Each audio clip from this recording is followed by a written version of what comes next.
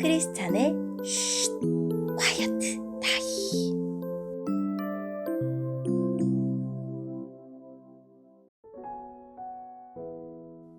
샬롬! 크리스찬 성도님들 반갑습니다.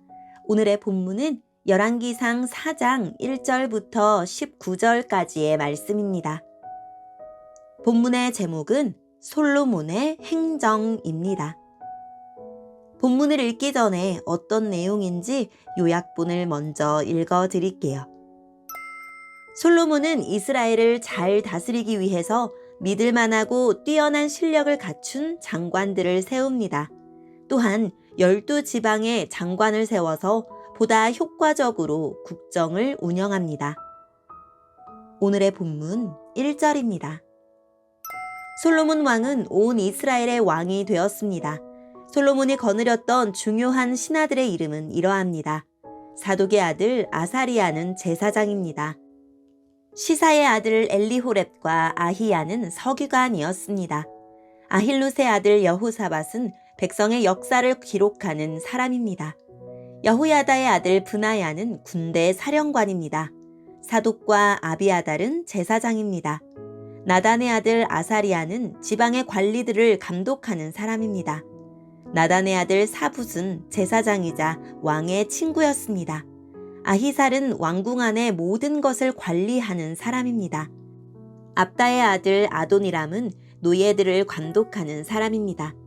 솔로몬은 이스라엘 각 지방에 12명의 장관을 두었습니다.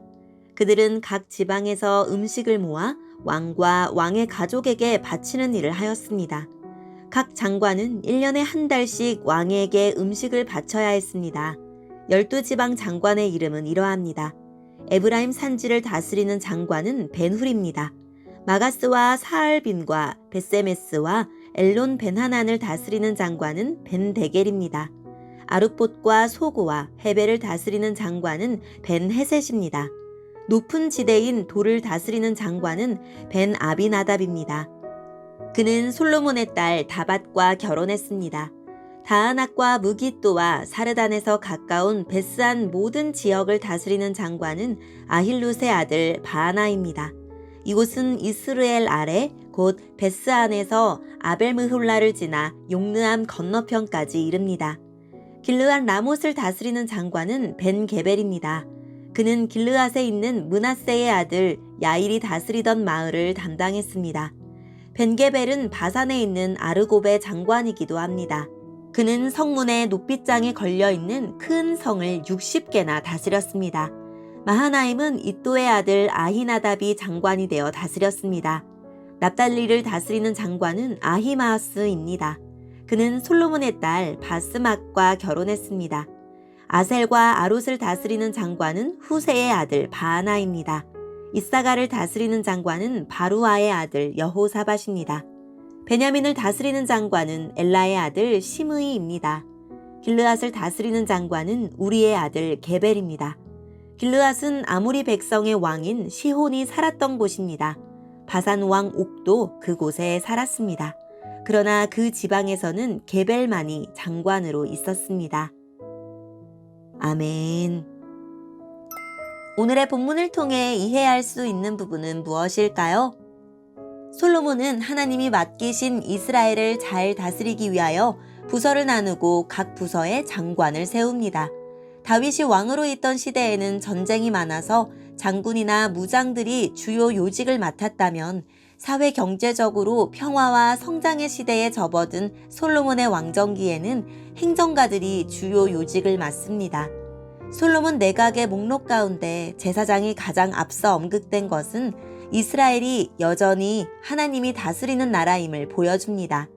솔로몬은 당시 각 지파 중심으로 나누어진 행정구역을 12개로 재구성합니다. 그리고 새로운 행정구역의 담당 장관을 세워 각 지방에서 세금을 정기적으로 거두도록 합니다. 이를 통해 예루살렘을 중심으로 한 중앙 집권적 정부 시스템을 갖출 수 있었고 국가의 재정이 안정화될 수 있었습니다. 이처럼 솔로몬은 하나님이 주신 지혜로 이스라엘을 다스리고 하나님은 솔로몬에게 약속하신 큰 부와 명예를 주십니다. 오늘의 본문을 통해 알 수 있는 우리 하나님은 어떤 분일까요? 하나님의 공의를 추구하는 공동체를 지원하십니다. 솔로몬 통치기에 이스라엘은 행정조직이 이전보다 체계화되고 중앙과 지방에 유능하고 충성스러운 인재들이 책임자로 세워지면서 안정되고 견고해졌습니다.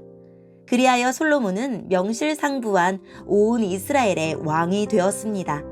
이것은 솔로몬 혼자 이룬 성과가 아니라 하나님의 은혜였습니다. 솔로몬이 지혜롭게 다스리며 이스라엘에 하나님의 정의를 세워갔기에 하나님이 인정하시고 지지하신 결과였습니다. 하나님은 지금도 하나님의 의를 추구하고 구현하는 공동체를 든든히 세우십니다. 오늘의 본문을 통해 우리에게 주시는 교훈은 무엇일까요? 체계적인 조직을 갖추고 적소에 필요한 사람을 세우는 일은 국가가 제 역할을 하는데 필수적입니다. 그러나 국가를 위해 백성이 있지 않고 백성을 위해 국가가 있다는 사실을 잊지 말아야 합니다.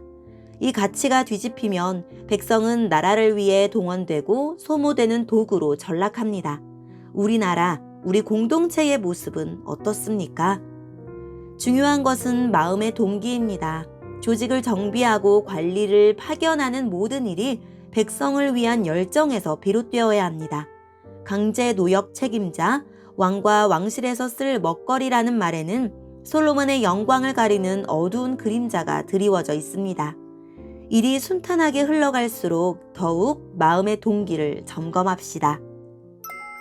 오늘의 본문을 통해 각자에게 주시는 성령 하나님의 음성에 귀를 기울이며 살아계신 하나님, 정의로운 하나님 나라를 세우기에 필요한 지혜를 갖춘 공동체가 되게 해주세요 라고 기도하고 오늘도 말씀을 붙들고 승리하는 하루를 보냅시다. 여기까지 크리스찬의 쉿 콰이어트 타임이었습니다.